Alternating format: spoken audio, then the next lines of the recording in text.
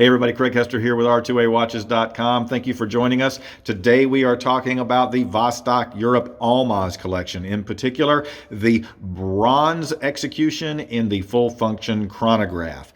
Like I always say, if you are watching this on YouTube, be sure and hit like and subscribe so you can get those updates when we post new videos. And if you're watching this on Facebook, you want to join the closed group Vostok-Europe Timepieces, where you can find out all the insider information that we share with our biggest fans of the watches at R2AWatches.com. As I said, today we are talking about the Almaz collection from Vostok-Europe. If you haven't heard of Vostok-Europe before, well, I'm going to tell you about them. Vostok-Europe is based in Vilnius, Lithuania. They are a boutique brand, and every watch that they create is 100% designed, custom built, and hand assembled their facility in Vilnius, Lithuania. They have a rich, interesting history. You can find out a lot more about that. The best place to do that is on our channel on YouTube, the R2A Watches channel on YouTube, or at R2AWatches.com, where we're loading more and more of the videos directly onto our blog there. And you can get more information all about the history of the brand and find out what really makes this such an interesting and special watch brand.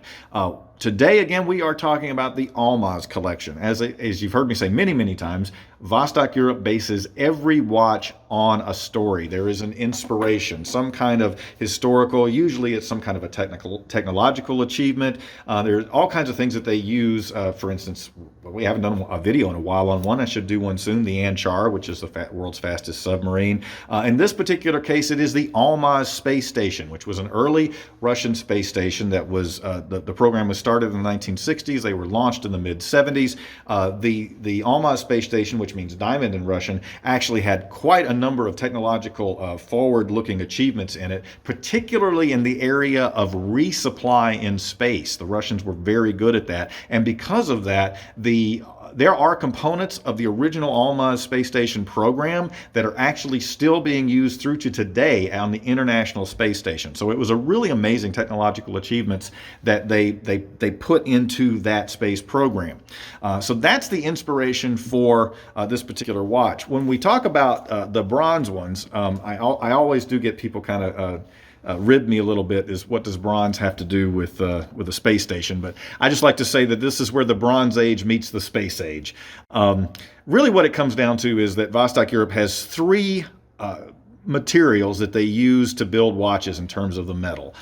They either are going to use surgical grade stainless steel, or they're going to use titanium, or they're going to use what is known as marine grade bronze.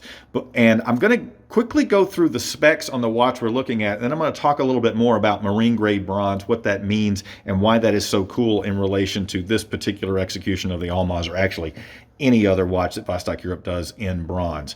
Again, the Almaz collection, this is about a 48 millimeter case. Actually, it's not quite 47, actually. I'll do it again. I like to always double check, make sure I'm not just going by my memory here. So I'm going to zero that out. And let's see what we got. Oh, 46 actually. Oh, a little bit further. There we go. 47. 46.5. Do I hear 46.8?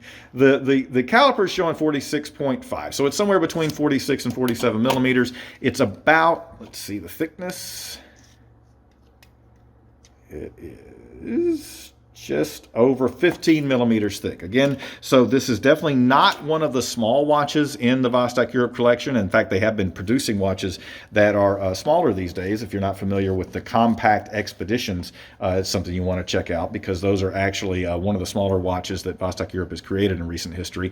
As everybody probably knows, the whole size thing is kind of split these days. There's a group of guys and gals who really want the more traditional sizes, and then there's still a group of guys and gals who want the larger sizes. I would put this towards the larger end of the spectrum still on watches.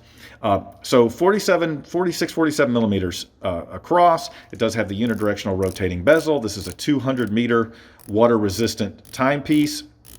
It does have the full function 6S11 chronograph from Miyota. It is all in marine grade bronze except the case back, which I'll explain a little bit more in detail down the road in this discussion. And then it does show the really cool image of the Almaz space station on the back. It has the K1, or a Gorilla mineral crystal system, that puts you right between sapphire and mineral. On the Mohs scale, a mineral is a 5, sapphire is a 9, with the Gorilla Glass system being a 7. So you get nearly the scratch resistance of sapphire fire, and you get nearly the shatter resistance of mineral, which makes it the perfect crystal system for watches built for going to extremes. And again, a full function chronograph. I'm not going to go into what a chronograph really is here, but if you're not familiar with it, basically the function of a chronograph is to be able to record elapsed time. Because this watch has the 6S series from Miyota, that is really a hybrid movement. It is technically quartz because it is powered by a battery, by a cell, as opposed to anything mechanical in terms of winding or automatic winding. However, it does have mechanical parts in it. It does have jewels. This is a high-end movement. I like to always point out, if you were buying this movement wholesale to build a watch for yourself, and you are also building watches with an NH35 in them, you actually will pay more for the 6S11 movement than you would for the NH35. That's the level of quality of construction that you're getting in the 6S series from Miyota. These are some of the most bulletproof movements on the market. And as you see here, when I press the activation at the top, the start button at the top, you can see that the sweep second on the chronograph, and that is actually that sweeping second hand there, that's not the regular always running second hand. That is running when you actually activate the chronograph. You can see that it barely stutters. It doesn't have the tick like the telltale tick of what shows you a quartz. It's almost as smooth as an automatic. In fact, some are mechanical. Some mechanical watches that have a very low VPH, that's the vibrations per hour, they can actually even stutter more than what you see on this watch. So that shows you the level of the caliber construction of the movement. The watch comes with this amazing, super supple, soft, right out of the box strap. It's double thick, I think it may be triple thick leather on here with the matching contrast stitching. By the way, on this particular execution, the 0266, which is the Almaz Bronze we're looking here with the chronograph, I love the color combination on this. This light blue, kind of it's almost like a lilac. There's a real masculine term for the blue on this watch. Tell me about the color on your watch. Well, it's lilac, my dear. But it is an interesting light blue that really does well with the bronzy look on that subdial. I've always loved the color combination on this watch ever since it came out. I think that it is one of my favorite color combinations. And in fact, because of that, it is a watch, and you'll see here, I'm showing it on my wrist with it already having patina on it, and I'll get back to that in a second. It is one of my favorite Vostok-Europes, and one of the ones that I do actually own in my personal collection. And I do like to point out, I do not personally own every Vostok-Europe. I know people probably expect that because we've been doing business with them for so long and we are the exclusive distributors in North America. But if I want to stay married, I can't have every single Vostok-Europe in my collection. I think Abe Weiss, who works with us, may be working on the goal of having every Vostok-Europe in his collection, but I don't. And so if it means anything to you, what my personal opinion is, or how the watches that I personally like, this is one that I've had in my collection for a while and I wear it all the time. This particular model we're talking about today. So it is just a really cool color combination on this. I also like to point out some other options that are available. We do have these two straps on the site, the two NATO straps, one in this really beautiful blue that really works well with this watch. And then you can also get it in the jet black, which also works well with these watches. Those are both available at r2awatches.com as an alternative strap for this. Now, because it's bronze, we do not offer a bracelet option. Some people have put the mesh bracelet on this watch, but you need to understand that that's not going to patina like the watch will. Again, to show you the one on my wrist with the patina.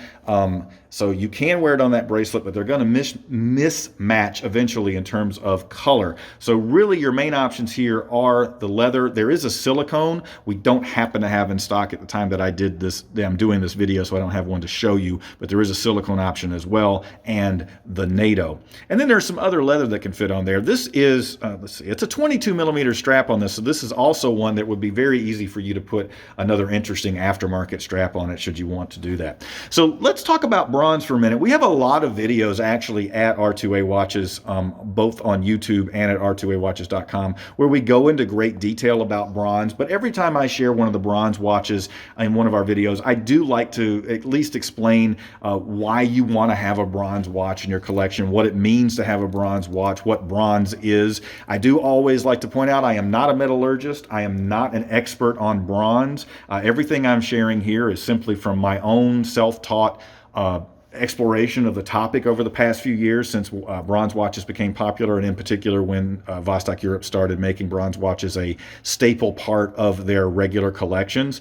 Bronze is an alloy. The important thing to know there is that means it is not a pure metal. A pure metal, similar to, say, when you're talking about aluminum or silver or gold, those are pure metals that can be mined. Bronze is an alloy, which means you are combining two or more other metals together to create a new metal, and that is really basically the definition of an alloy. Most of the time, bronze is copper doped. That's what you call it. You're doping it, doped with tin. Sometimes zinc. Your really low quality bronzes tend to be doped with zinc. But the main thing that you dope bronze with is tin. Now, if you want to get to the level of what is called marine grade bronze, you're going to use another doping alloy that's going to add strength and resiliency to the alloy that is not typically done when you're only using, say, zinc or tin. In the case of Vostok-Europe, they do CUSN 8. That's the technical designation, which basically means this is, well, doesn't basically, it actually means this is what is called phosphor bronze. So additional doping alloy that's put into the bronze here is phosphor. And because of that, you reach that level of what is known as marine grade. And that means that it is extremely durable. That means that the patina, when it actually patinas, is actually going to strengthen the metal instead of weakening it, because it actually creates literally a film over the outside of the metal. It is not typical rust. If you're used to seeing rust on just something that is standard steel that may be sitting outside and it's going to continue to rust, patina actually improves the strength of bronze and can actually create a stronger tensile on it.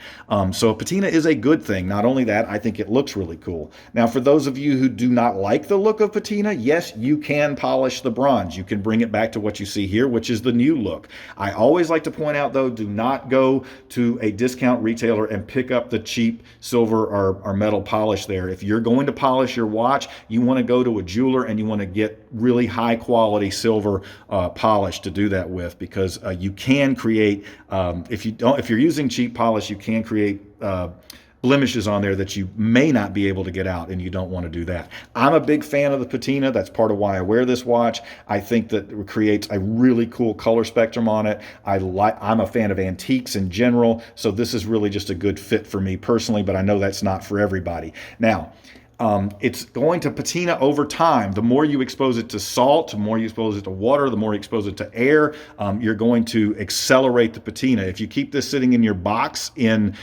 your watch collection all the time, it's not going to patina as quickly. I mentioned earlier that the case back is stainless steel as opposed to bronze. That is important to point out. That is not because there is an effort by the manufacturer to reduce the amount of the amount of bronze that is being used in the watch. That is not a cost-saving measure. That is because of the fact the way bronze patinas, if this caseback were also bronze, eventually, and this is a screw-on caseback, okay, so you have a tool that removes this caseback. If you used bronze on this caseback, eventually they would fuse together during the patina process, and you would not be able to open the watch. So you have to use a different metal in anywhere that something is screwing in on bronze to ensure that you are going to be able to actually access the watch again. So that's why the caseback is not bronze. Now, I was talking about phosphor bronze. The beautiful thing about phosphor bronze is that's what gives you that rich red color. Another popular version of marine grade bronze is what's known as aluminum bronze, and I believe that's C6300 or C63000. I may not have the exact designation correct, and that gives you more of a yellow gold look, and it also patinas differently. If you look at the patina on the one I'm wearing on the wrist, and also gives you a chance to see a wrist shot, you can see how even the patina is and how smooth and it doesn't have any pock marks. Aluminum bronze tends to patina very differently. Believe it or not, metals have grains like woods. Just like wood has grain, metal has grain, and alloys have grain. The grain on the aluminum bronze is a little whiter than the grain on phosphor bronze, and that's why you get that tight, beautiful patina on them. So I think that really hits the highlights. That's the Almaz, okay, which means diamond in Russian. That is named after the Russian space station system. It is in the marine grade bronze. This is a full function chronograph, 200 meter water resistant, which puts it at that professional grade dive quality level. Also, you have alternative straps that will work with it. And again, one of my personal favorites from Vostok-Europe. Till next time, I'm Craig Hester with R2AWatches.com, and hey, keep watching.